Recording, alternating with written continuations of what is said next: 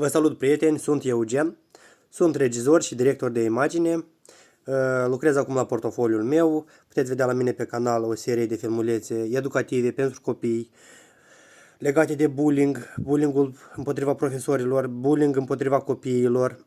Mai nou puteți vedea câteva filmulețe proaspete, nu vă dau multă informație, cine are interes o să caute, o să privească la mine. Dacă aveți oarecare idei, puteți de asemenea să-mi sugerați în comentarii despre ce aș putea să filmez în viitor.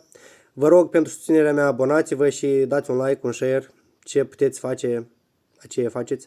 Vă mulțumesc foarte mult pentru atenție, în continuare vă aștept pe canalul meu. Mi-am pus un scop să ajung să pornesc monetizare pentru YouTube și am să mă împărțesc cu voi cu etapele prin care am trecut, YouTube în 2026 și creare de conținut. Eu sunt fotograf, regizor, editor. De asemenea, îmi place să filmez și îmi place să creez conținut pentru oameni dragi ca voi, pentru copii, pentru maturi, pentru toată lumea. O zi bună și succes!